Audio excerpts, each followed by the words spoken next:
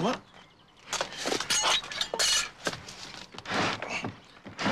I'm going to put a fiver on Blue Heaven. The odds are about 10 to 1 in the morning paper. Well, that's all right. I don't back horses, I back jockeys. You'll win. All right, show us the colour of your money, then.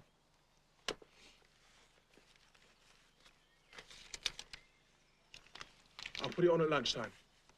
I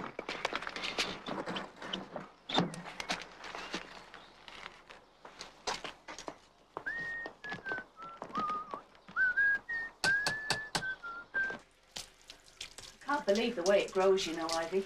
You'll be needing a hairdresser again in a minute. And don't forget to finish with my dash of cold. Makes me shiver to think of it. All right, here we go then. Ah! I'll try not to splash the walls. Ah. Oh, won't it be nice when the walls are tiled, but don't have to worry about splashing. For Christmas, the rate those two are going.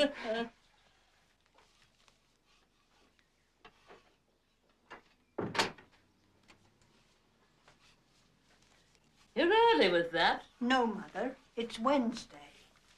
Off gallivanting.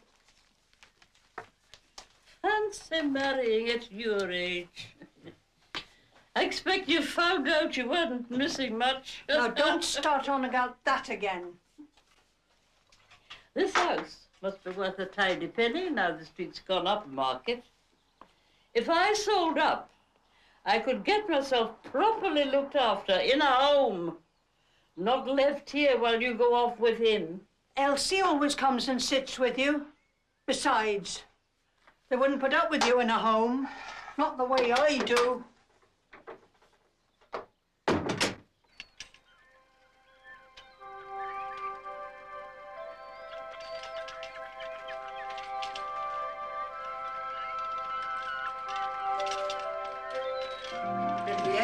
Gravel. That much? Where do you want me to put it? Well, I'll have to go outside the curtain wall by the gate tower. Oh, Mr. Renton, I just And it must be finished by Easter, before the summer hordes are upon us, defacing the stonework and leaving the rubbish behind. So, Margaret has roped you into the over 60s, Peter. Oh, it's been very helpful. But, Peter, could you just give us a talk as well on the castle for the over 60s? Why, I'd be delighted to talk to local people who really are interested. This castle has been standing for 900 years. Well, the over 60s have been standing for a great many years, but not 900. Not far off. Hey, Margaret?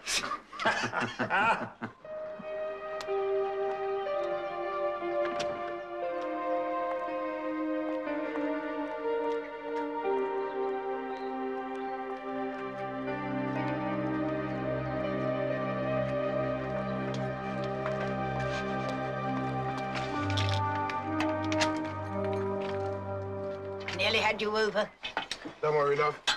It'd take more than that to knock me off me perch. Dessel, it would. I've come to babysit Mrs. Langton. Only don't tell her I said so. Not likely. Ah, there you are, Elsie. Elsie's here, dear. Doreen, don't keep Elsie hanging about out there. She's just coming, Mother. Well, have a good time, Doreen. Not much chance of that. Not with him.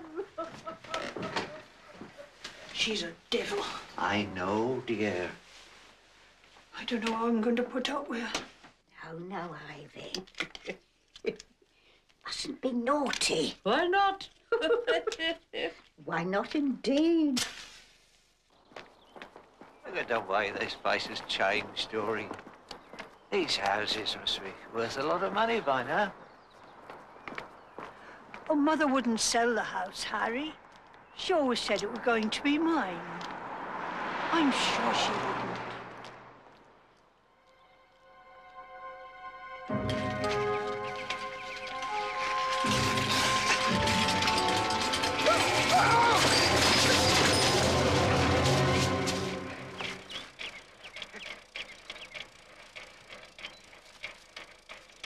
For those of you that don't know me, allow me to introduce myself. I'm Detective Constable Stevens, and I'm from your Community Crime Prevention Office. As you can imagine, it was with some trepidation that I asked Detective Chief Inspector Wexford to talk to us this afternoon, and I'm sure we're all delighted that he found time in his busy schedule to be with us. Ladies and gentlemen, Inspector Wexford.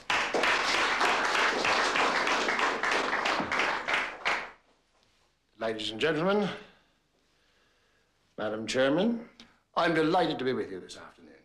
If you believe everything that you read in the more sensational press, you'd think there was an attack or a mugging every few seconds. Oh, no, don't sit there. That's Arthur's chair. Well, he's not here, is he? Becoming. He never misses. And he's sitting here. You're much more likely to be mugged if you're under 21 than if you're over 65.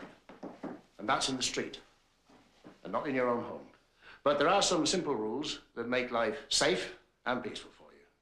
How many of you have bought goods from a door-to-door salesman? Now, I'm sure that you've all got chains on your doors. And if you haven't, I'll be down amongst you getting your addresses. We must get the painter to put it back. Eh? Anybody that comes to your house to be a visitor. Arthur, are you all right? Someone pushed me off my bike.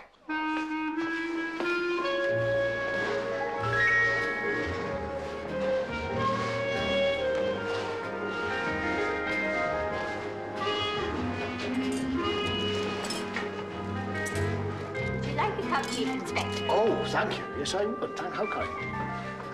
Dora, is she all right? Yes, not too bad, Reg.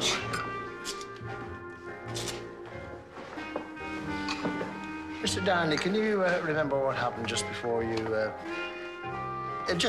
came off your bike? I just looked at my watch and I realised I was a bit late. Oh, I see. So you were wheeling your bike? No, I looked at it as I was riding along and it made me wobble a bit. And the next thing I knew, I felt someone push me and down I went. Oh, I see.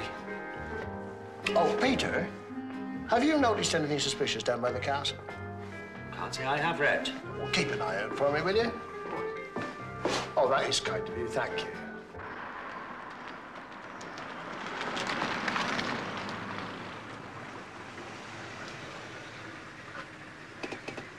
Wow.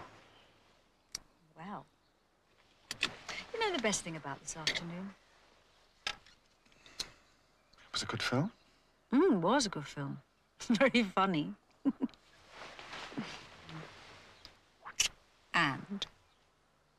And you had the afternoon off.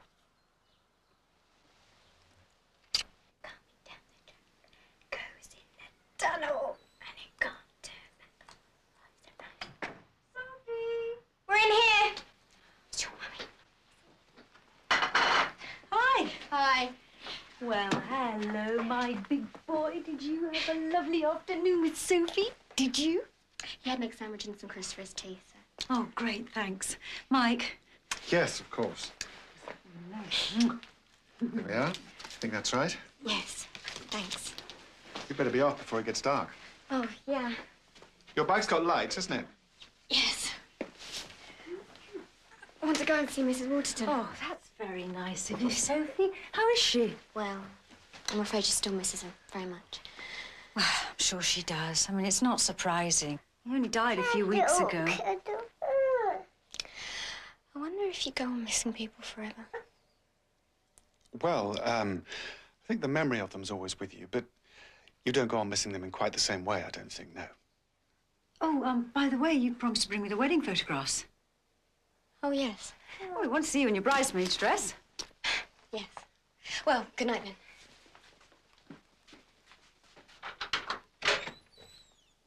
What was that all about? Don't know, do we? Mm.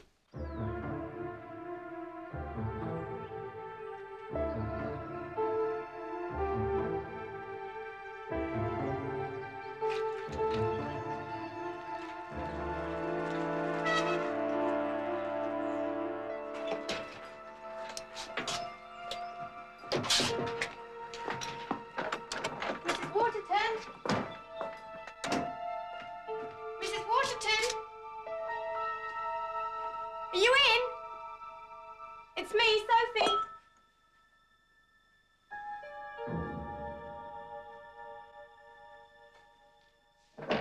Mrs. Waterton?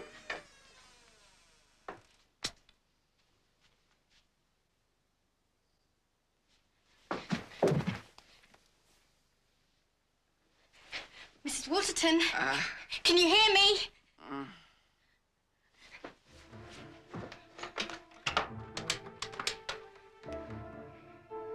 Ambulance.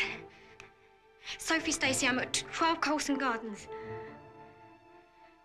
Oh, looks like an overdose.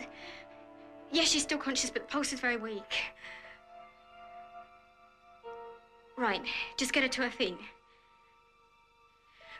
Right, okay. Come on, Mrs. Waterton. You've got to wake up. You've got to get to your feet and walk. Come on, Mrs. Waterton. Walk.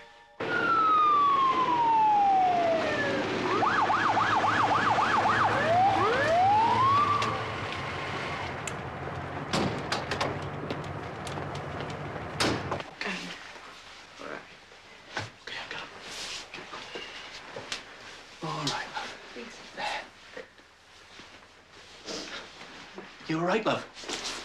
Yeah. Sophie? That'll be my mum. Sophie, darling. I couldn't do anything. Good job your daughter had her wits about her and called her straight away. I'm not his daughter. We're very, very proud of her. You've been wonderful, Sophie. Now, why don't you go out to the car, Soph? Come on. Must have been a terrible shock for her. Come on. Mrs. Stacey, I am so sorry. It's such a stupid accident. Don't worry about a thing. It was just an accident. Oh, dear. Oh, dear. You're all right, love. Don't worry. Soon be there.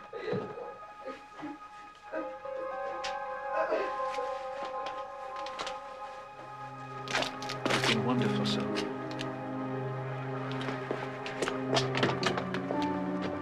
Are you all right?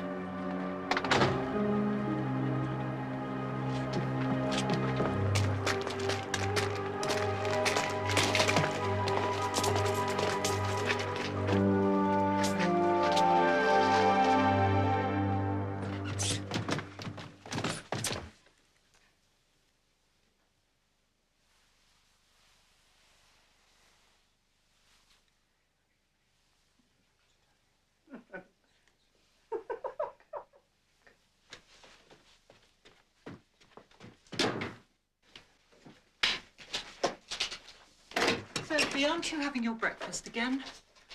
Oh, come on, darling. Desmond started his. Hey, what about a cinema this evening? Hmm? We'll have a pizza first and then go on. Will he be there? Yes, of course. Oh, come on, Sophie. Let's go, all three of us, just as we used to before the wedding. I'm visiting Unwanted. Do you have brothers and sisters? Yes, I have a brother. Oh, that's lovely. How old is he? He was 4 last time I saw him. Oh. But he left with my father. Oh, I am sorry. Why did you do it?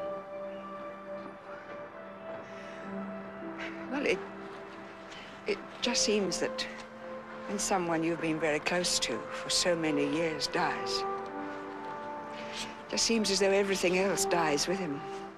But he didn't want to leave you. It's not as if he walked out on you, not like my father did. He didn't want to leave you. No, that's right. You know, ever since he died, kind friends have said all sorts of comforting things, and the church, and what they call counselling. But no one ever said that to me. He didn't want to leave me. Thank you, dear. Oh, look. Look, the magnolias in bud. They're early this year. It's so soft. Yes, do you know they open right out like that? I used to write a nature column for the Courier. Why aren't you writing anymore? Well, we were both studying for an Open University degree. I gave that up, too. Well, you should do it again. Oh, Sophie, you're such a blessing to me. But you shouldn't be wasting your time on me. I like being with you. And you said you needed me. Yeah, but your mother needs you, too. I think we ought to go inside now. I'll make you a cup of tea.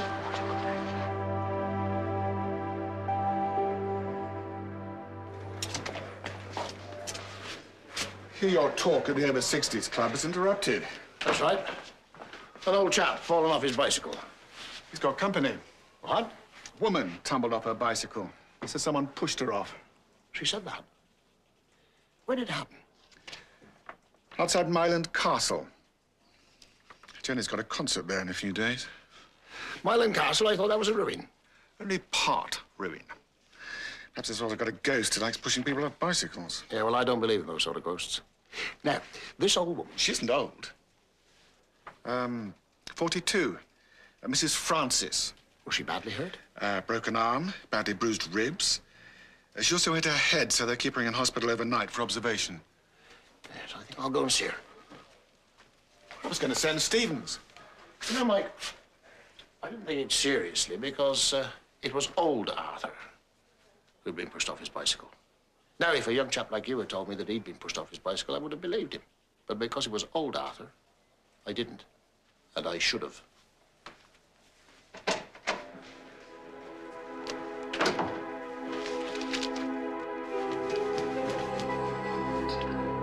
Oh, I'm sure she just overslept. Still, she does look rather poorly. And breathing deep like that, it doesn't seem natural. She always breathes like that. There's bronchitis in the family. She'll wake up when she feels like it. Doreen, dear, you'd never forgive yourself if anything should happen. What do you think, Harry? Don't ask me. You know what she thinks of my opinions. Oh, Harry, dear.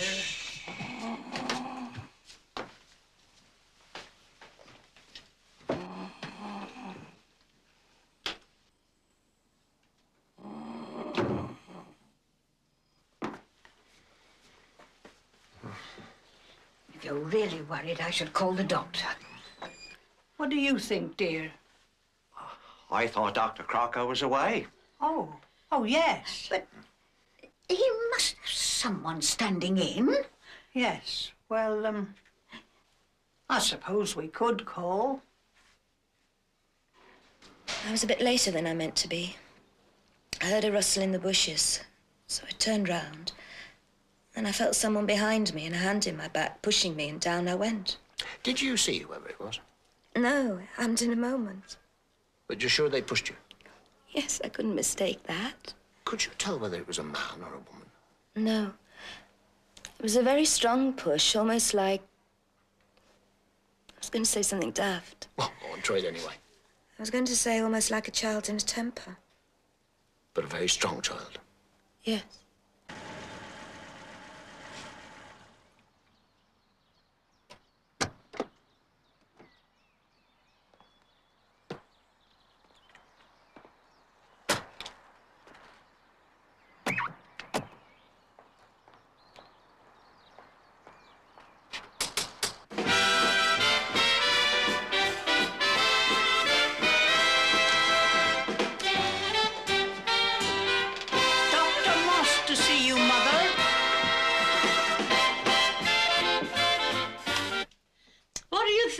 Doing? Dr. Moss is here. Good morning, Mrs. Rankton. Who are you? I'm Dr. Crocker's locum. Well, I don't know what you're doing here. I never sent for you. Oh, Mother. I'm just waiting for Nurse Radcliffe to give me my bath. There's nothing wrong with me. I'm sure you could run the 4-minute mile at the drop of a hat, but let's just make sure, shall we? Now, what's all this about you oversleeping? Well, if you must know, last night I said I'd see myself to bed. So when they'd gone up, I nipped into the sitting room and sat up half the night watching the football. oh, don't tell them. I wouldn't dream of it.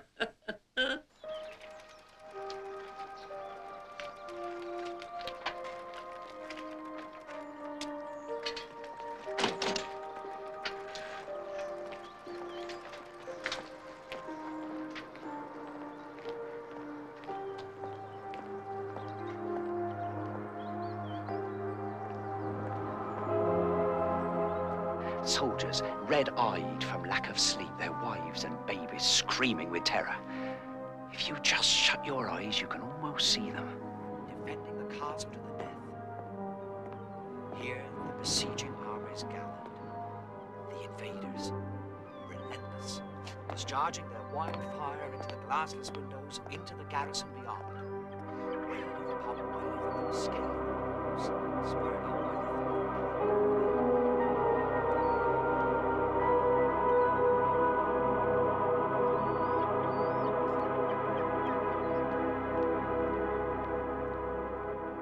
Everything's fine. Nothing to worry about. You must take things easy, Mrs. Rankton, at your age.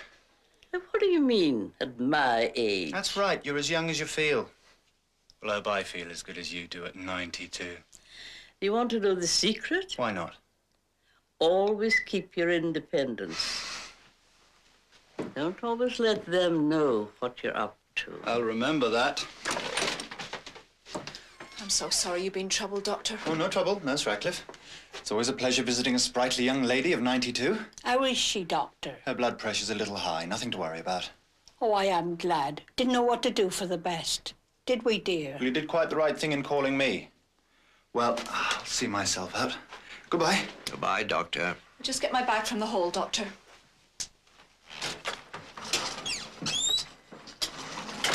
Hey, it smells dreadful. I'm sure that's what's upset Mrs. Rankton. How much longer will you be? Not long now. Mrs. Betts told us today not to bother doing the upstairs after all. Oh, really? Why not? Don't ask me. Stupid, I called it. Leaving a job half done. I'll be away on holiday next week, Mrs. Betts. So Nurse Lewis will be giving your mother her bath. Is she going to have a bath now? Of course. I'm sure I don't know why you bother the doctor. Dora? Hello, darling. Hello. What about some lunch, then? Oh, I'm having some yoghurt and an apple. Oh, no thanks. How's old Arthur? Now, why do I say old Arthur? Why don't just I say, how's Arthur Darnley? I don't know. Well, I wouldn't say, how's middle-aged Dora, would I? Thank you. Reg, I know what you're saying, but why are you saying it? Well, old Arthur gets knocked off his bike, and I don't believe him. But this morning I went to see Mrs. Francis, a 42-year-old woman. A middle-aged Mrs. Francis. Yeah, she got pushed off her bike, and I did believe her. Now, I think I'll have a satsuma for my lunch. That's all I need. I'll get Sergeant Martin to keep an eye on that path, I think. We're off, then.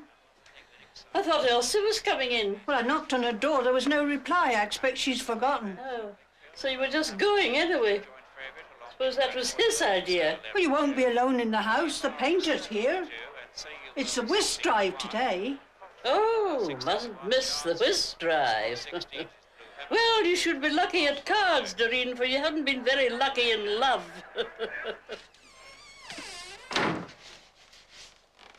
We're off now, then. We're all ready, dear. Okay, I'll keep an eye on her. I'll give her a cup of tea when I make mine. If we are not back when you leave, you go out the front door and slam the door. Right. I've locked the back door. Quite right, dear. So you just go out the front and slam the door. Okay.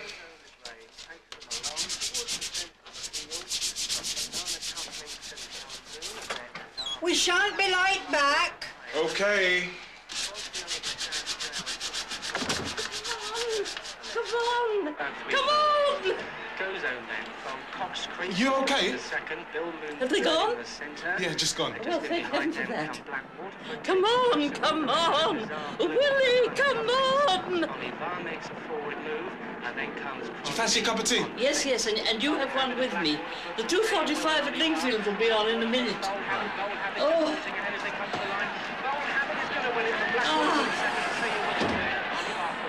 I've won. Hearts are trumps.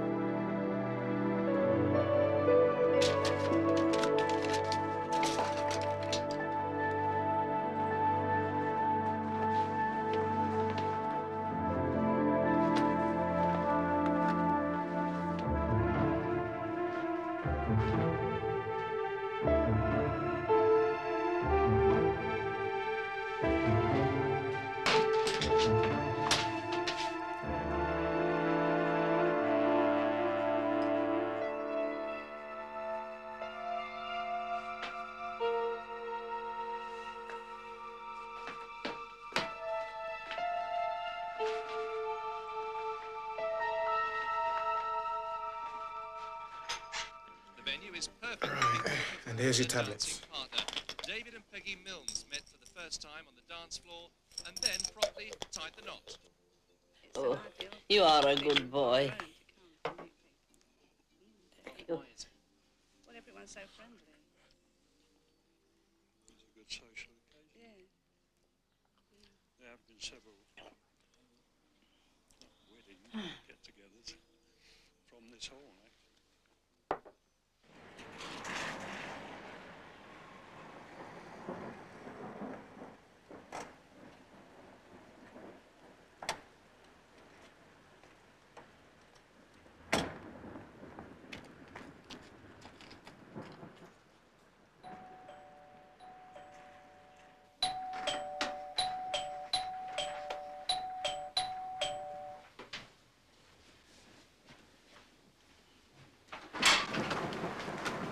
Sophie's here. I want to see her. I'm sorry, Mrs. Stacey. She's upstairs. She says she won't come down. See my daughter. She does seem a bit. Perhaps it would be best if she stayed here tonight. I don't know what she's doing here. She should be at home. Yes, I know. But if she wants to stay here for some reason... You had no business letting her in. She's been very kindly to me, Mrs. Stacey, visiting me when I was ill. She has a key. If you don't send her home, I shall call the police.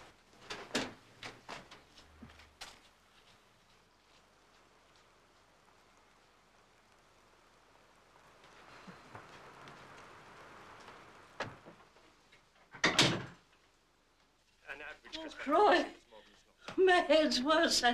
Oh, I feel ever so giddy. I think I'll go and lie down in my bed for a bit.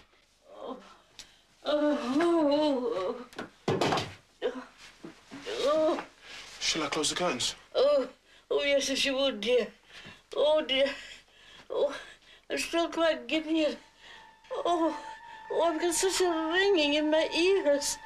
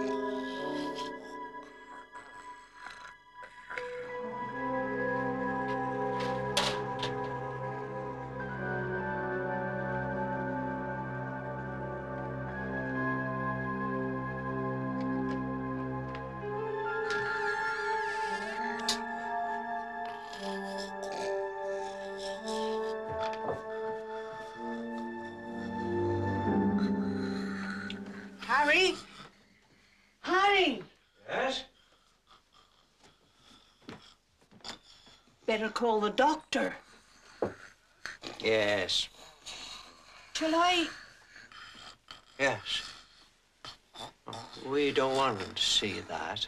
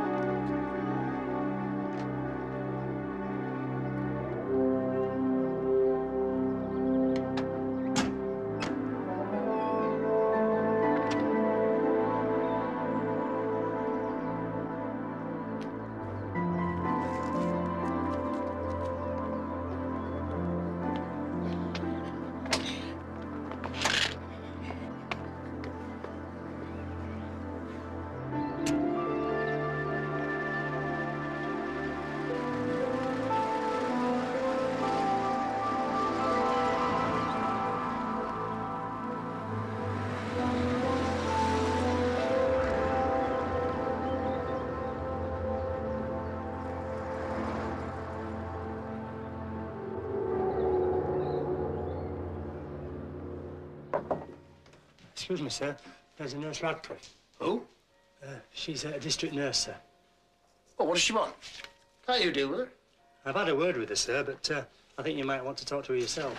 Oh, come on, Martin. You can deal with her. She's talking about murder, sir. You may think I'm making a mountain out of a molehill, Inspector. Well, if so, there's no need to worry. We'll keep it between the two of us. I'm afraid it's gone much further than that. I've 3 patients on Castle Road, and every single one has mentioned it to me. What exactly are we talking about? Mrs. Ranton's death. You have an instinct about death, Inspector Wexford. And there was no sign of death in Ivy Ranton. How old was she? 92. But she was as strong as a horse. Never had an illness in all her life except once. And that was more of an allergy than an illness. What'd she die of? A stroke. That's what the death certificate said. But Mrs. Ranton and her daughter, Mrs. Doreen Betts, hated each other. Like cat and dog they were. And Mrs. Ranton, poor dear, always said that all Mr. Betts wanted was the house and her money. Nurse Radcliffe. Chief Inspector, Mrs. Ranton was having the house decorated. And the very last day I saw her, the painter told me that Mrs. Betts had stopped the work. She stopped that work because she knew her mother was going to die. Nurse Radcliffe, if we were to investigate every death where the deceased happened to be on bad terms with the family... But that's not all. Oh? You haven't asked me who signed the death certificate. No. Dr. Moss. Dr. Moss? Dr. Crocker's locum. So? Mrs. Betts sent for Dr. Moss just 4 days after Dr. Crocker went away, so that when Mrs. Ranton died, he'd be within his rights signing the death certificate. He wasn't her doctor, you see, but it'd be all right if he'd attended her within the past 2 weeks. That's the law. Yes. Right. And then they went out to the over 60s club, leaving her alone with the painter. And when they came back, she was dead? No. When they came back, they said she was unconscious. But they waited 1 hour and 20 minutes before they sent for Dr. Moss. Yeah. I see.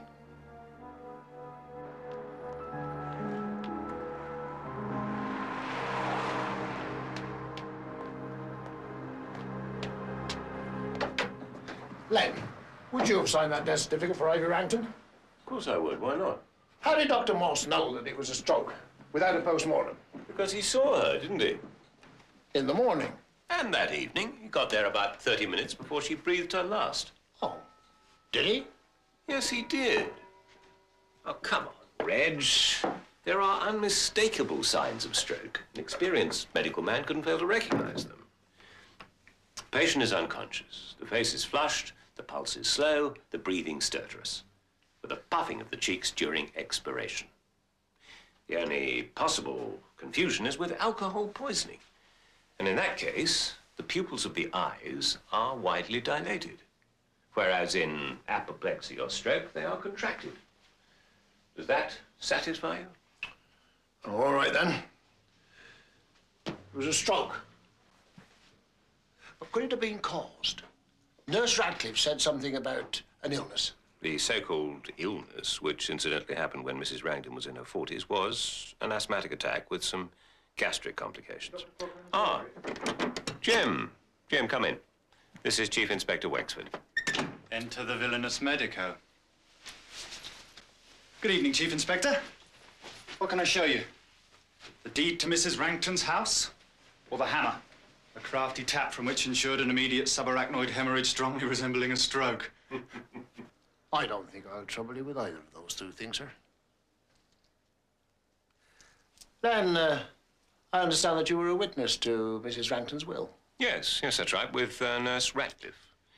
And if you want to know what's in it, the house and £10,000 go to Doreen Betts, and the residue to another patient of mine, a Mrs. Parrish.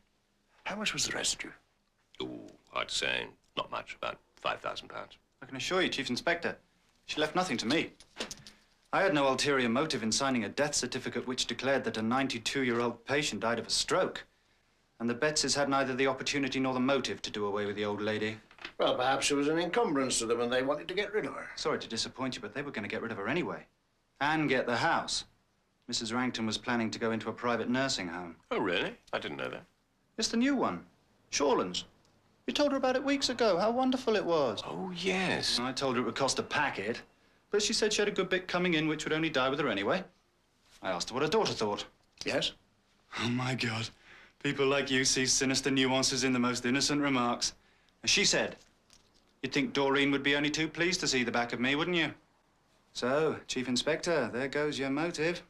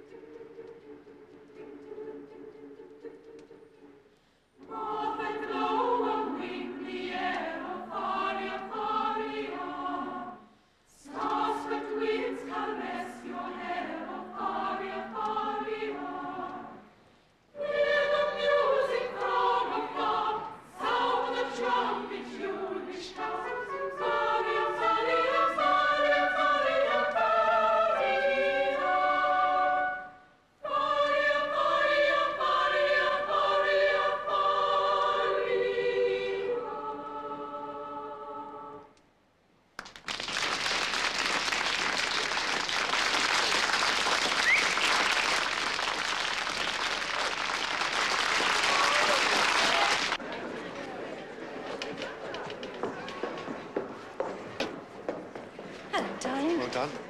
Thanks. Oh, your hands are like ice. Oh. Could you hear anything? Oh, yes, it was very good. Oh, there's something magical about a choir in a 12th century castle, don't you think? Perhaps next time you should try it in the summer, then. Coffee with no sugar. Be eaten alive by mosquitoes. No, thank you. Oh, Peter. This is Peter Renton. He's chief guide here at Milan Castle. What he doesn't know about the place isn't worth knowing. This is my husband. How do you do? How do you do? A couple of lads riding their bikes on the footpath said someone threw a stone at them. Oh, dear. Are they all right? Yes. Well, one of them took a bit of a tumble, but no harm done. Well, I wouldn't have thought that path was the safest place for cycling at night. That's what I told them. It's dangerous. Did they see the person who threw the stone? Perhaps I should talk to them. Oh, they're long gone by now. You're off duty. Yes, quite right, I am.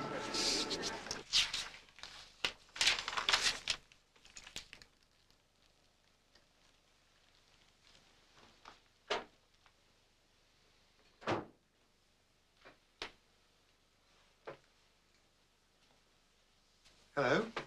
Hi. Everything all right? Yeah, fine. Haven't heard a sound from him. I went up 3 times, but he was fast asleep with his rabbit. Good. I'm just going to give Reg a ring. Tell him about those 2 boys on the footpath. Okay. Right, well, can I get you a drink or something? Would you like some hot chocolate or hot tea? No, thanks. Sure. Yeah. Right, now then, how much do I owe you? £10, please, Jenny. I started at 6:30, so... That's fine. That's absolutely fine. Thanks ever so much, Sophie. We really do appreciate this, you know. I was engaged. I'll walk you home. It's rather a long way. I think Sophie means to Coulson Gardens. Ah, yes. I'll drive you then. Oh, great. Thanks. You know the other evening when Anne Waterton had her accident? You asked if you go on missing people forever. Yes. Were you just talking about Anne Waterton? Or was it a more specific question? I suppose it was a more specific question. Is there someone you're missing?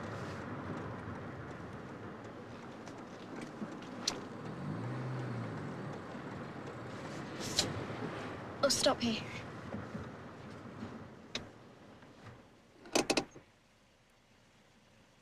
How long are you going to keep this up for, Sophie? What? Living here with Anne Waterton, refusing to go back to your mother. I haven't refused to go home. I've said I'll go home when she gets rid of him. Look, I know you're trying to be kind. Well, I don't know that I'm trying to be kind. I think what I'm trying to be is practical. What you're doing is making it very difficult for your mother. And for Anne Waterton.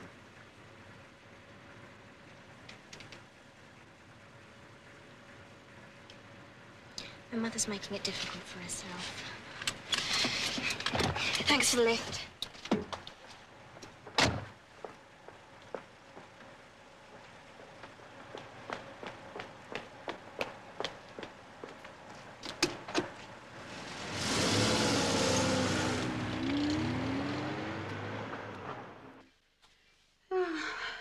Francis is saying that Bill's mother's got to go into a nursing home. Oh, that's bad then. Well, she was getting very frail and wandery, so it was either a nursing home or Francis having her, which just isn't on.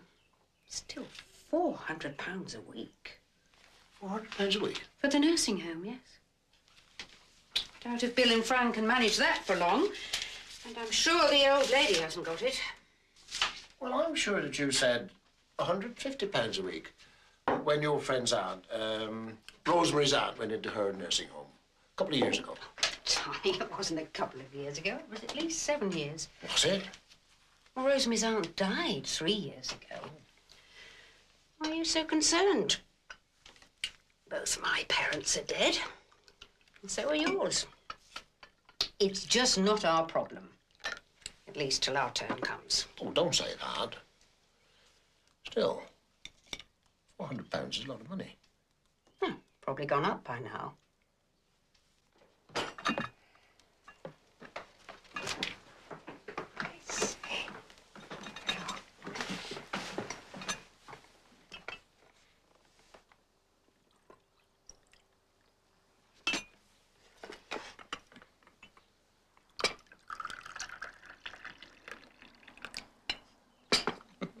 Right. I'm off to school now. See you this evening. Sophie. Look, you really must go home soon. Really. But you said... You must. Your mother's very worried. And I'll get into trouble if you don't.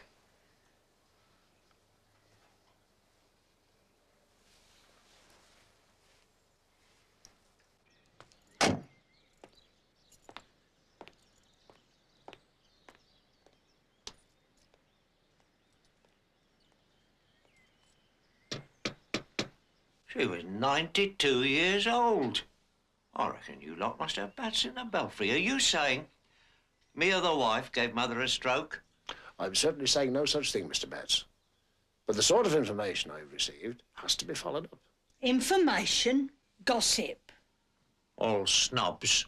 I know what they're saying. All except Elsie. Elsie's one of us, Doreen. She's not like these new people who've come in. Nothing but snobs. I'm sorry to have to ask you these questions, Mrs. Betts, so soon after your bereavement. Bereavement? Harry, I think, dear, if you don't mind, I'd like to have a little talk with the officer on my own. Shall we go up to Mother's bedroom?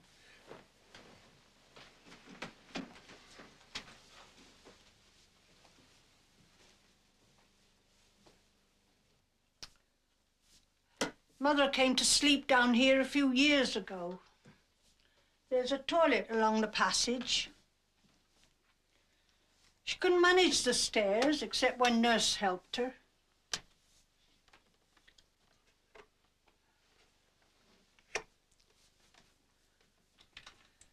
I must see about sending this back. I must get in touch with the welfare people.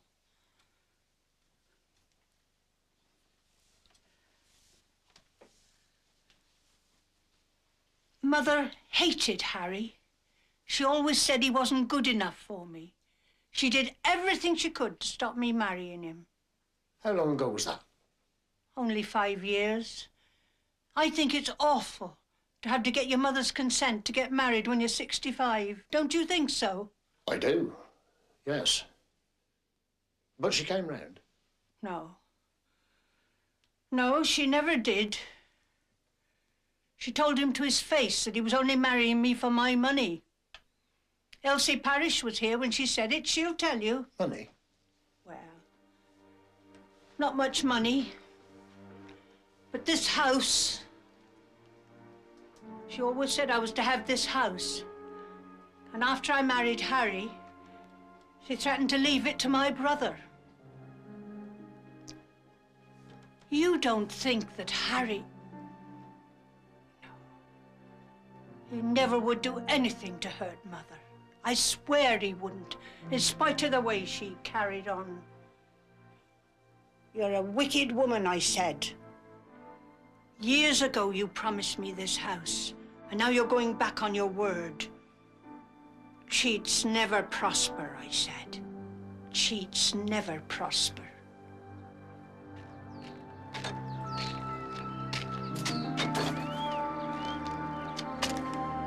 What are you doing here?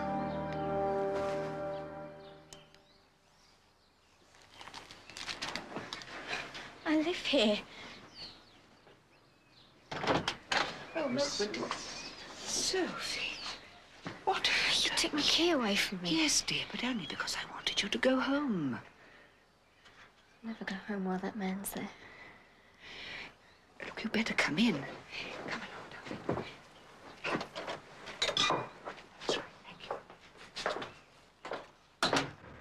At the risk of stating the obvious, what's he done to her? Oh, nothing. I'm sure of that. Everything was fine until he and Hillary got married. That's when the trouble started. I know I usually dismiss all that psychological stuff, but in this case, I think it might be appropriate. See, I don't think Sophie realized what it would mean to us and that her mother and Desmond would be sharing a bed every night after the marriage. A sort of sexual explosion in the house. Well, you know what children are these days. No, are never quite as sophisticated as they think they are. Well, you may be right. Domestic cases, Mike. Domestic cases. Nothing to do with us.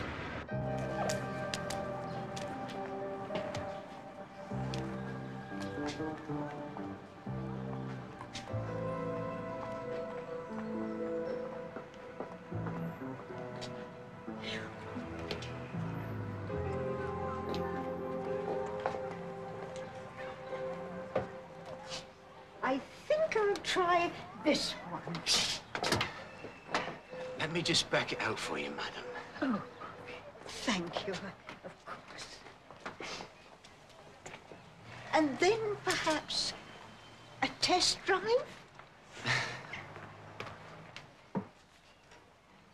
It's Anne Waterton. Was that a suicide? Yes, probably. But it was put down as an accident.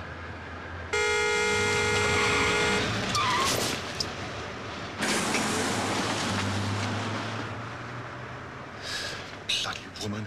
Now. Don't be unkind to the aged. You might be one yourself one day.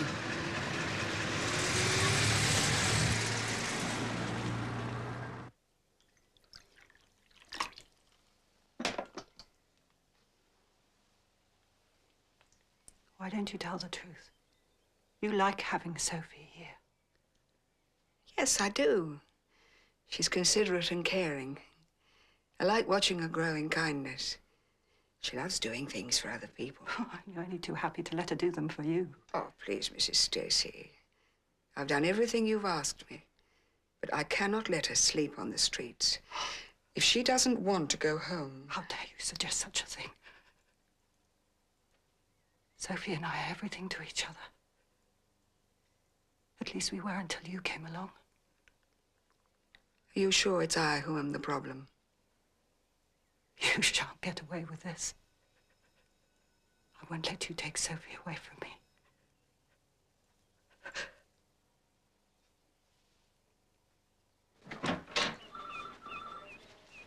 Oh, all right, Mrs. Headley. Nurse, we'll see you there. It's Mr. Wexford, isn't it? Do come this way. Hello, Shaw's nursing home. How can I help you? Now, you wanted to find a home for your aunt. Yes. How old is she? 85. Is she in good health? Yes, not too bad. She can't get about as much as she used to. Oh, thank you. I think she'd like a room on the ground floor. Oh, I'm afraid they're very much in demand. You see, the ladies like to go into the conservatory or into the garden. But if she can't manage the stairs, we have a very good lift. Oh, how much are your charges? Our fees are £400 a week, Mr. Wexford. Extra, of course, for laundry and dry cleaning. Is your aunt incontinent? Oh, I don't think so. Well, let's say with extras, £450 a week. We like the fees a month in advance, paid by banker's order. Oh, we also like our ladies to bring only synthetic fabrics with them. Oh? Well, then we can pop the whole lot in the washing machine. Oh, can I help you? By the way, a friend of my aunt's was thinking of coming here. Oh? Yes, Mrs. Rankton, Mrs. Ivy Rankton. Oh, yes. Yes, I do seem to remember Mrs. Rankton. I sent her a brochure. Did she make a booking? No, but she sounded very interested. It would be nice for your aunt to have a friend here. Well, it would, only your prices are a bit higher than I expected. Well, you won't find anywhere more reasonable than this.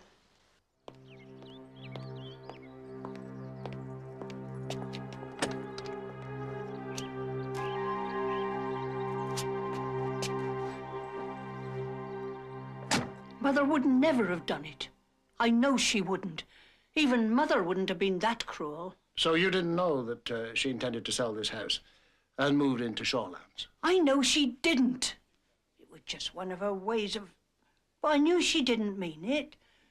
When I said to her, "Can I tell the painters to leave the upstairs?" she said, "I dare say." And she said, "I don't worry either way." Well, why did you ask her that? Well, the smell of paint was making Harry ill. Besides, she never went upstairs except once a week with Nurse Radcliffe to the bathroom. Well, no point in having it painted. Unless she meant to sell the house. She would never have gone on with it. She wouldn't have liked it. They wouldn't have let her sit up all night watching TV. Oh, quite right. If she had thought of doing something like that, we could have gone and lived in Harry's flat after we got married. Oh, Mr. Betts has a flat, has he? She kept saying it was only one room, but it wasn't. Of course not. We're a nice little flat over the freezer centre in the High Street. But you haven't got it now. It was only rented. I let it go when we moved in here. And she accused me of only marrying Doreen to get this place. She did, in front of Elsie Parish.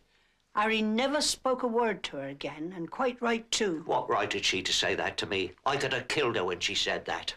Mother always promised Doreen this house. If she had sold it, where would we have gone? What would we have done?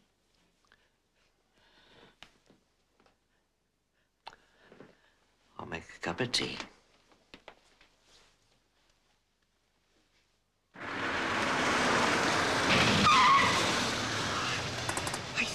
this one is lovely. But may I try the red one again? Certainly, Mrs. Parrish. I'll drop you off home after this next run. Would you just tell me about that Friday? Well, we wanted to go to the over-60s whist drive. And Elsie Parrish, Mother's pal, said she'd come and sit with her.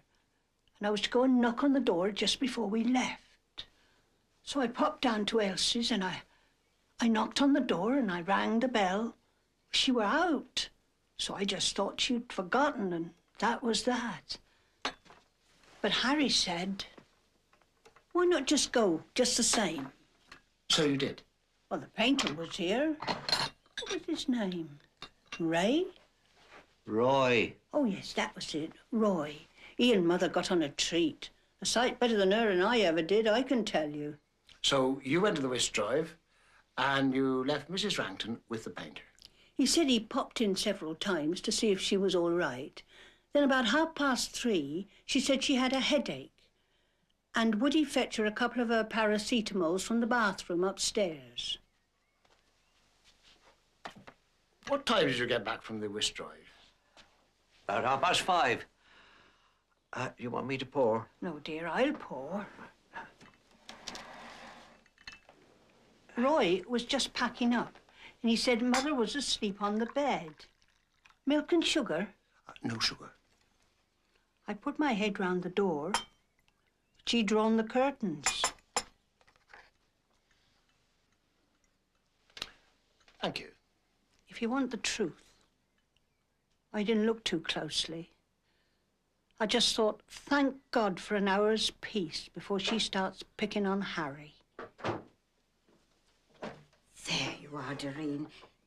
Oh, I beg your pardon. I seem to be intruding. That's all right. Come on in, Elsie. Chief Inspector, this is Elsie Parrish.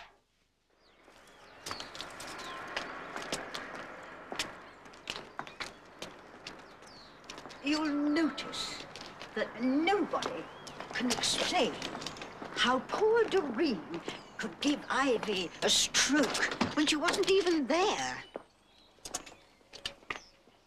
Perhaps they think that Doreen and Harry bribed that poor young man to frighten her and give her a stroke. Oh, that can happen, you know. Apoplexy. That's what my mother called it.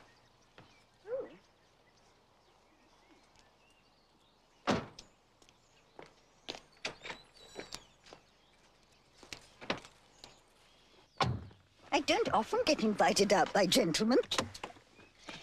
It's quite out of the way down here. No buses come down here anymore.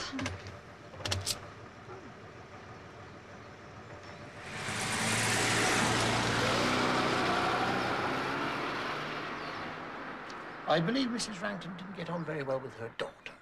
Oh, no. Such a shame. They just didn't seem able to hit it off. And Ivy was so naughty about all her talk of the nursing home. Oh, you don't think she meant it? No, of course not. She only said it to annoy Doreen. And Doreen never believed it for a minute. I know she didn't. I'm going to buy a car. I've kept my license going. I haven't driven since my husband died 22 years ago. I had to sell our car, and I've longed and longed for another. And now I'm going to have a dear little car. And dear Ivy made that possible. She left me £5,000. Oh, I knew I was to have something, but I didn't dream it would be as much as that.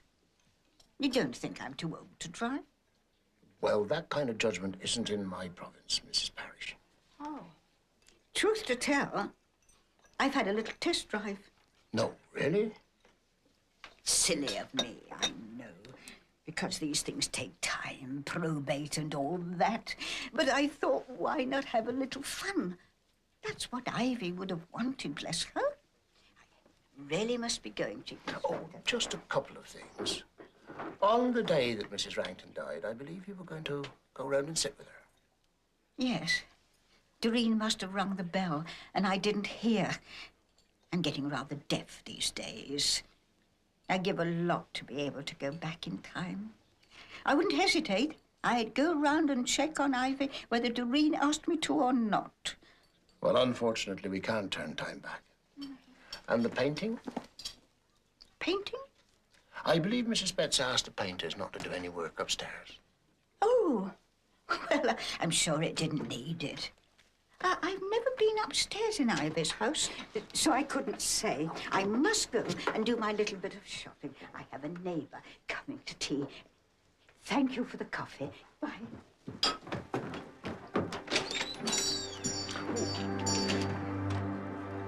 Thank you.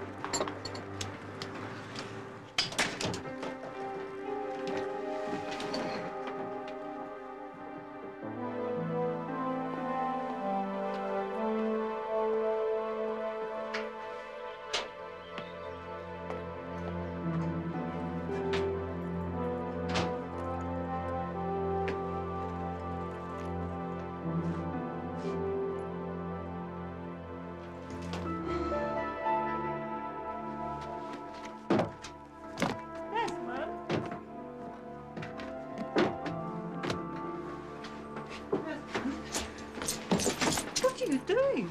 Going to my marketing conference. Oh, God. I forgot. Oh, I'm so sorry. Here, let me. I've done it. And I've had something to eat, and I mustn't miss my train. I just had to go to Mrs. Waterton. I had to see what was happening. Would you believe Sophie slept on her porch? But she's all right. Yes, yes, but I don't know what you can be thinking of. Hilary, everything in the garden was wonderful before we got married. Sophie was crazy about the idea. Remember her at the wedding? Well, something's gone very wrong since. Yes. Perhaps I shouldn't have moved into this house. Oh, I don't know. But I do know she's an intelligent girl. She must know what she's doing. If she's not prepared to accept our marriage, then she's better off where she is. No. No. I can get a legal order saying she must come home to us. If she's so happy there, they might make an order giving Sophie to Mrs. Waterton. And if Mrs. Waterton wasn't there, she'd have to come home to us. For God's sake, Hilary. You haven't listened to a word I've said. I'm sure it's possible. I'm sure it is. Please, Des, trust me. I can manage something. I know I can. Well, I hope so. I must go, and I'm going to miss this train. Oh, Desmond. When will you be back? I'm not sure. Des, please. I just mean I'm not sure if the final meeting will be worth waiting for. I'll ring you, all right? Yes.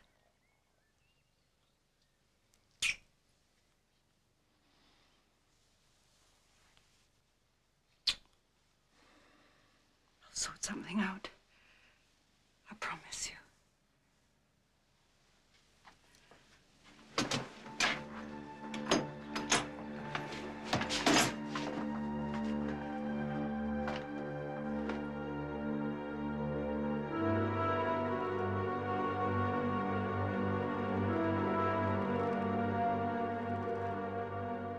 I can't give Desmond up. I just can't.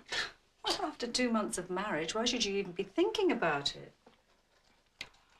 My first marriage was an absolute bloody disaster. I had no idea at all. He must have hated me. But to do it to Sophie. Do what to Sophie? Jenny? In the kitchen, Mike. Hilary's here. Hello, Hilary. Sorry I'm being a nuisance, Mike. Hello, darling. Hi. So lovely having Jenny as a friend again after all these years. Otherwise, I don't know where I'd turn. You've been talking about Sophie? Talking about when we were 18. Hilary went off and got married. I should have had my brains tested. Do you know, when Sophie was 8, Roger just upped and left. And the truth is, I didn't even know why. Do you mind if I help myself? No, go ahead. I had no experience. I was too young. Oh, so that makes it your fault. He had a mistress and a little boy of 4, and everybody knew except us. when we found out, Sophie tried to get to know her little brother. And then Roger really upped and left to America. Well, you can imagine what it did to her. We just clung to each other. And Desmond came along and everything was wonderful. Well, until you got married. Do you know, sometimes I think he's glad. No, I shouldn't say that. It's just that she was so hateful to him when she was at home that I'm sure now it must be a relief for him now she's gone. A daughter who doesn't want to live with her mum. I'm so ashamed. So ashamed. It's all right, Hilary. It's all right. It's okay. We can't do anything, I'm afraid. The police, I mean. You could get the welfare department to take her into care while you have counselling. Take her into care? You mean allow Sophie to be taken away from me? Well... Mike? She's not in need of care, I am. I'm the one who is suffering. What does Sophie say? She says if I want her to come home, all I have to do is get rid of Desmond.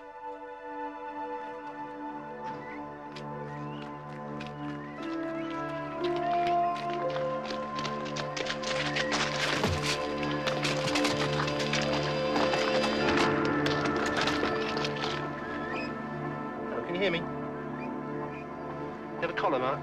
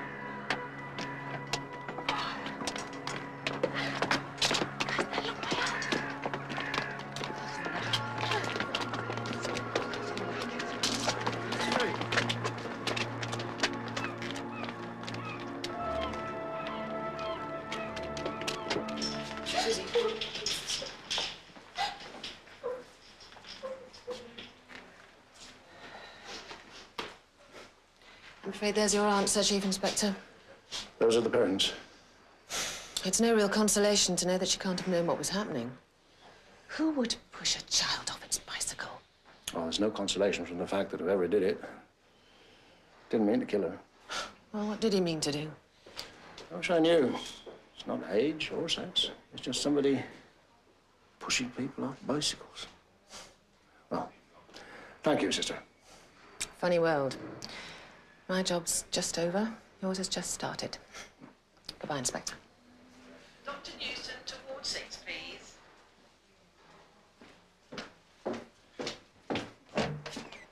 Oh, hello, Peter. Reg. I've just come to inquire after the poor girl. Oh. She didn't live, I'm afraid. Death by the childish prank of some lunatic.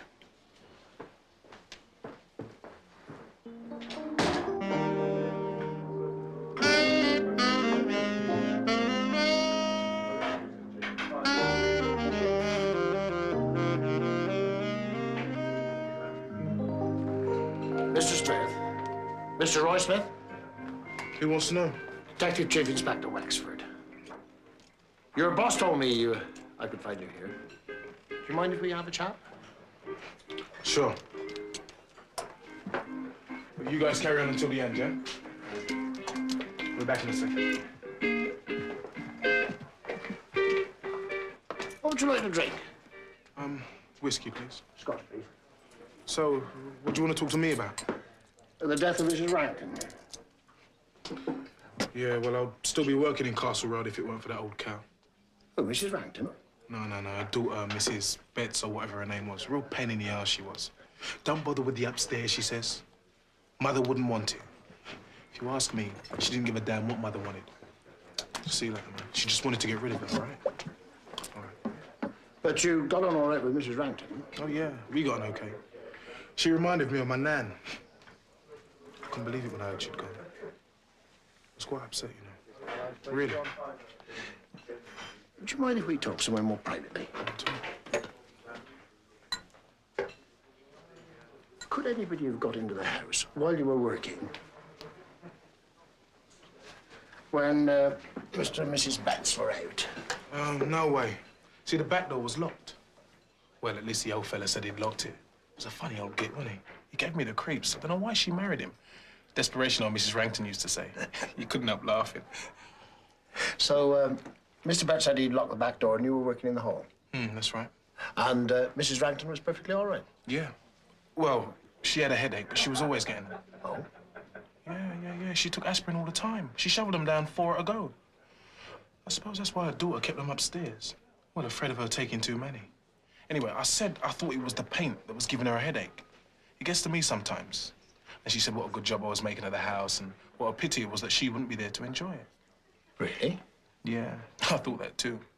But she just laughed and said that I'd got it wrong and that she was going to move into a nursing home and that she was going to sell the place. Anyway, she asked me to nip upstairs to the bathroom cabinet and get a bottle of aspirins. Aspirins? You sure she said aspirins? Well, she could have said my tablets. But aspirins are what you take if you've got a headache, aren't they? Oh. Reg. Cheers. Cheers. I used to think it was only the young that set their heart on things, and as you grow older, you began to accept the unattainable. Oh, did you? Now, you're the chairperson of the over 60s. Do you think that old people care less? Oh, no. They care about different things. Favourite chair, food, cooked the way you like it. Old friends, a nice outing. Familiar surroundings? Oh, yes, that's very important. And if they're lucky, the husband or the wife. You don't love each other less just because you get older. No. Practical forensic medicine. I think I'm trying to poison you. Why? What we got for supper? Shaggy cap stew. Sorry about the other night, Mike. It was bizarre behaviour, I know, but cathartic. And it started me thinking more clearly about this strange situation. So I've stopped arguing.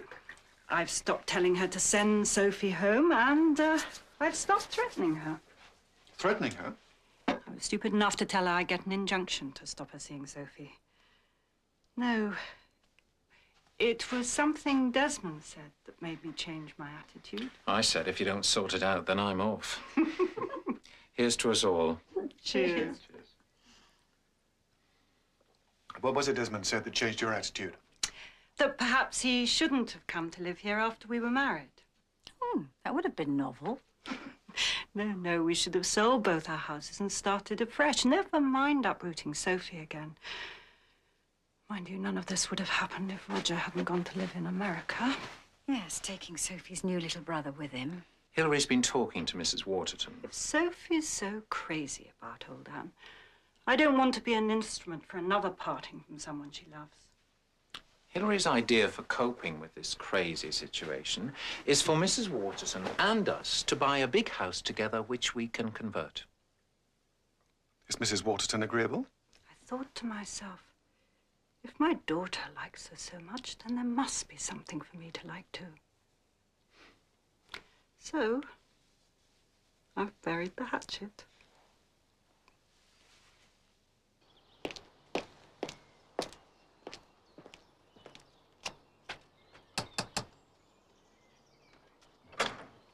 Mrs. Betts, Would you mind giving me your mother's headache tablets? A paracetamol? I put them back in the bathroom cabinet afterwards.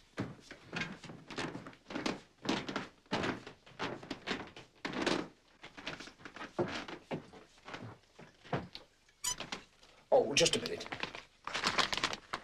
May I? Oh, yes. There's nothing wrong with them, is there?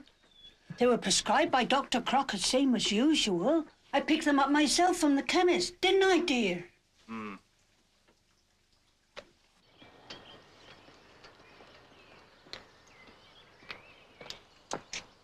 Here you are. Thank you.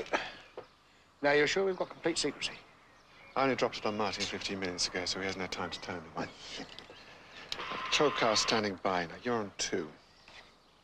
Thanks. Very good.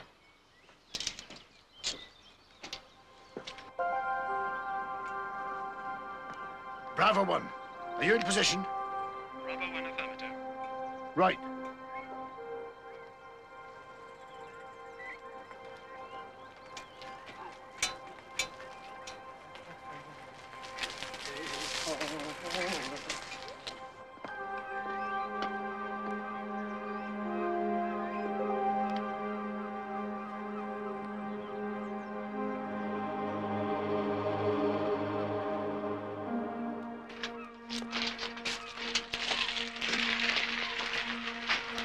Martin's just on his way now.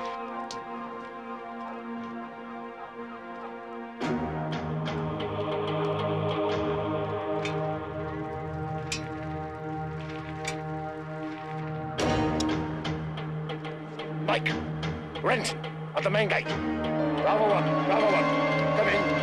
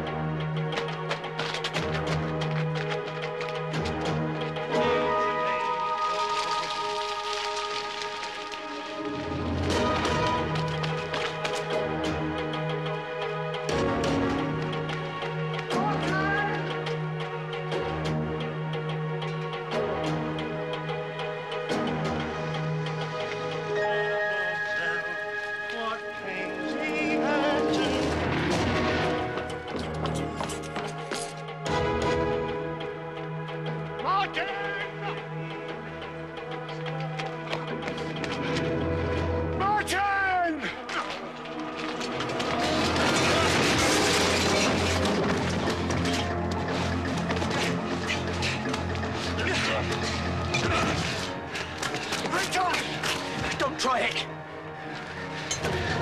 Drop the pole, Rayton. Get back, Martin. Get out of it. Peter. Peter. Peter, the castle's safe. Nobody's going to try and get it. Safe? There's nobody safe.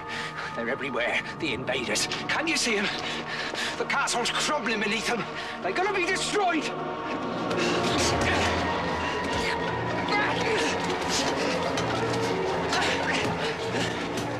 Well done.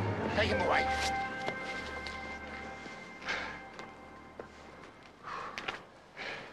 Ah, well done. Well done. Hey, not much of a cyclist, are you? Are you all right?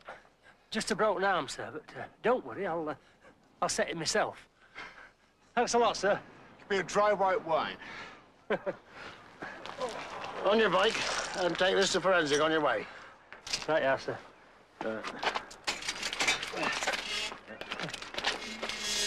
Well done.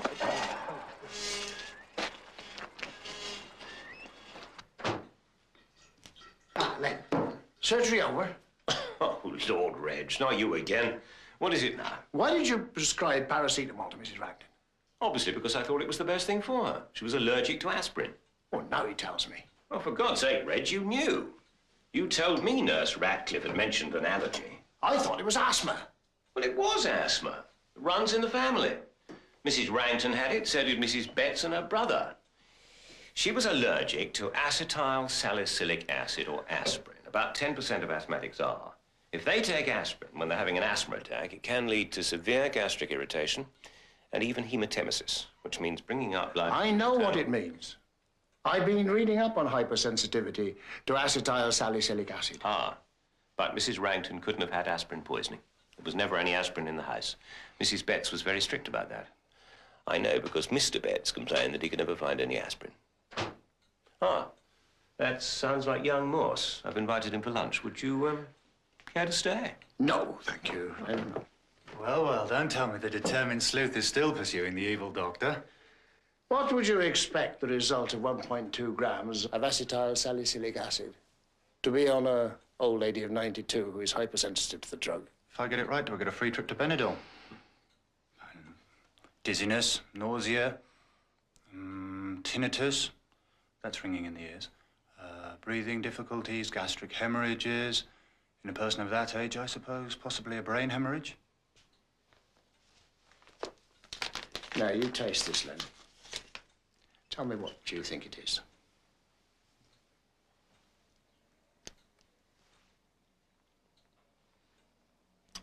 Well, I can't be sure, but it tastes like aspirin.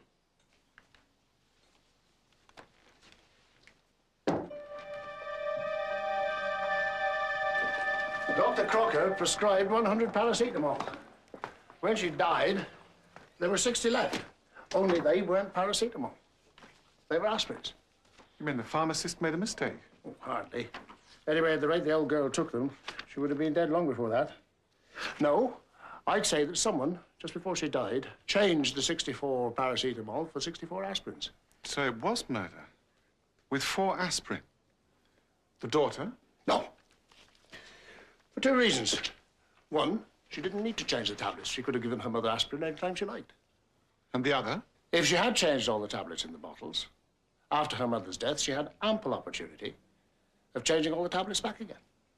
That last point presumably applies to Mr. Betts as well. Right. So, who did it? I shall know tomorrow.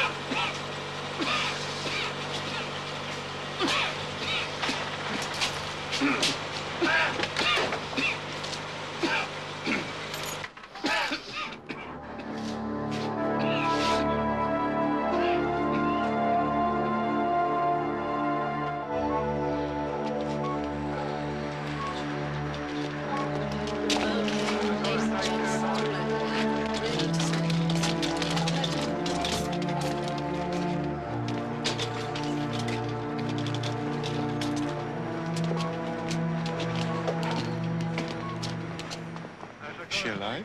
Not a cat in house chance, sir. What happened? Over here, sir.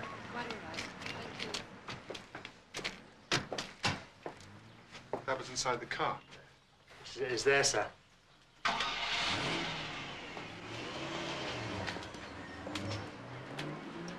You've been inside the house yet?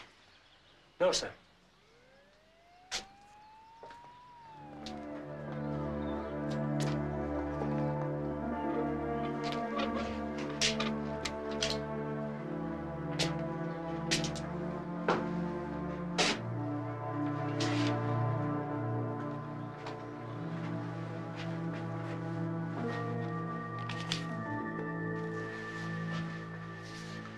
The coroner. Well, that's that then. Yeah.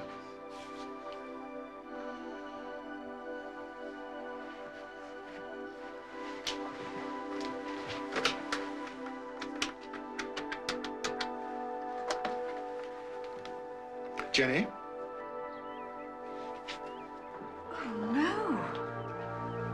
What about Sophie? Oh, thank God. No, it's all right. I'll ring Hillary straight away. Thanks. I'll see you later. Bye.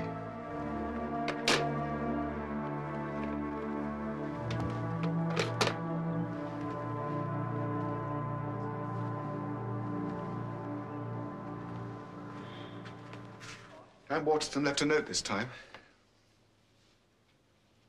said Anne Waterton left a note this time. Oh. What did he say? It was addressed to the coroner, a sealed envelope. I cannot go on. I am totally alone, with no prospect of things ever changing. I'm an unwanted woman, an unnecessary burden on society. It is better for everyone this way. Anne Waterton. Well, that sorts that out, doesn't it? Sorry I'm late, Reg. Hello, Mike. Hello, Len. So, you know who switched the tablets? Yes. Mr. Betts. No. Mrs. Betts, then? No, both the Betts were telling the truth. Oh, come on, Reg. I've got a surgery.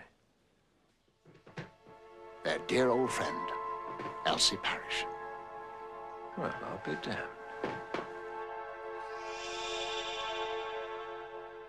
I had a cup of coffee with Elsie Parrish. And quite by chance, she left this matchbook behind. Quite by chance, I held on to it. It had a very clear set of prints. The same prints were found on Ivy Rankin's paracetamol bottle. Only hers? No. Mrs. Betts and Roy the painter, but then we knew that they were in the habit of giving Mrs. Rankin her tablets. And so was Mrs. Parrish, presumably. No. Elsie Parrish told me quite deliberately that she had never been upstairs in Ivy Rankin's house. You sure about this? She was her best friend. Ah, yes. I'm sure. She did it. She'd known Ivy Rankin for a very long time.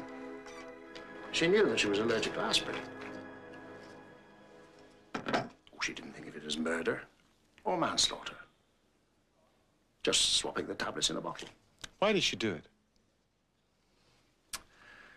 She knew that Ivy Rankin fully intended to go to Shawlands.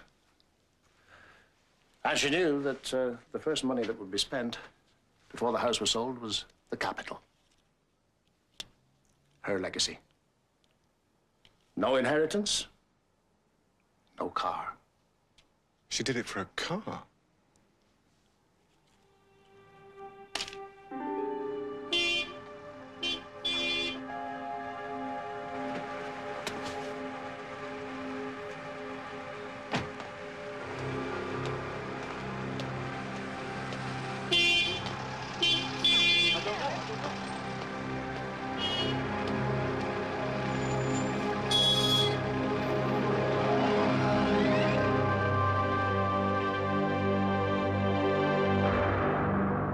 I doubt if we can prove it.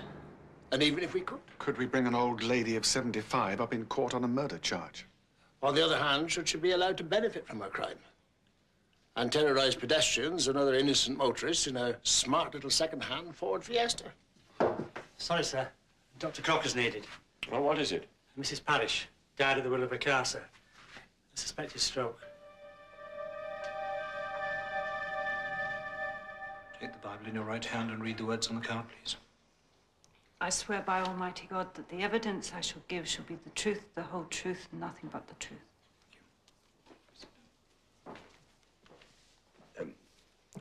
I see from these statements your daughter had gone on a school trip on the day in question and wasn't back till quite late. Yes, about 10:30. And your daughter, Sophie, is it? Sophie had found Mrs. Waterton after an earlier suicide attempt? Yes, that's correct. But, why was she staying with Mrs. Waterton? Sophie moved in with Mrs. Waterton because she was so concerned. She was worried she might try again. She was only staying for a short time. She was coming back at the weekend.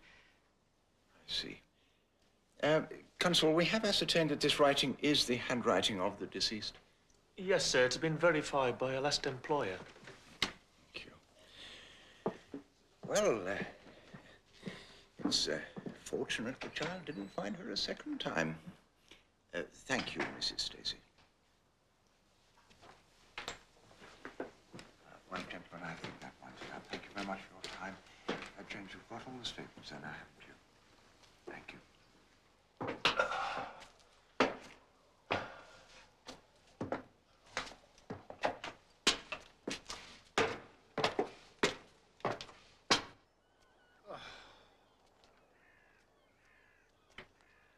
This had better be good.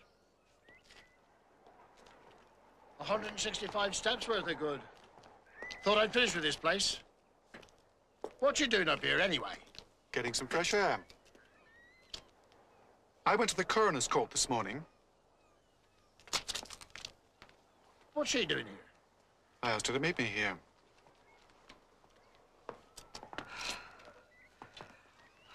Hello, Hilary. Hello, Mike. What do you want to see me about? Oh, and why here? I don't think you know Chief Inspector Wexford. No. How'd you do? Hello.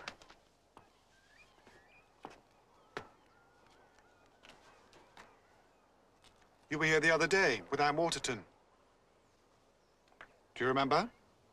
Of course I remember. I was up here too. I don't think you saw me. But you saw someone or something that stayed your hand. Stay my hand? What are you talking about? I believe it was the moment you realized the solution to your problems. I had the feeling you were about to push Anne Waterton over the edge. But something you saw, or something you thought, stopped you. You thought of the suicide note. What do you mean? That was found and given to the coroner. I'm talking about the first suicide note. I didn't think there was one. I believe there was. You kept it. Was that what you thought of when you decided not to push her over? Did it suddenly give you the idea for a much cleverer murder? Would have been easy enough in your new role of friend to Anne Waterton to slip enough pills into a companionable cup of tea to render her unconscious.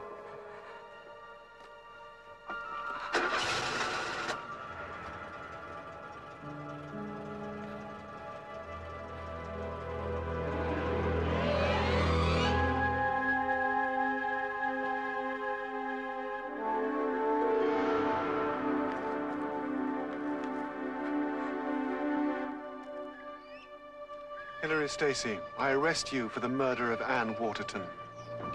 You need not say anything. I have nothing to say. Sergeant Murphy. This way, Mrs. Stacey.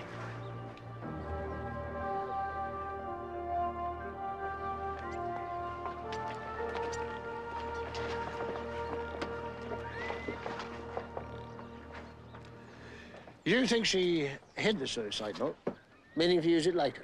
No, she hid it out of kindness. Because Anne Waterton didn't want anyone to know that she tried to commit suicide. I see, she put it to one side, meaning to destroy it later, and then she forgot all about it. Yeah, well, that's feasible. And then suddenly she saw a use for it. But you can't prove that. Saliva test on the envelope. Oh, saliva test. Flimsy, Mike. Also, in the coroner's court this morning, Hilary said, under oath, that Sophie will be coming home this weekend. And was she? No, not the girl I saw in the court. And if Sophie wasn't going home, then why would Anne Waterton commit suicide, describing herself as an unwanted woman? No. But the only person who can help you with the lying is the girl. Is she going to shop her own mother? Pretty horrendous thought, isn't it?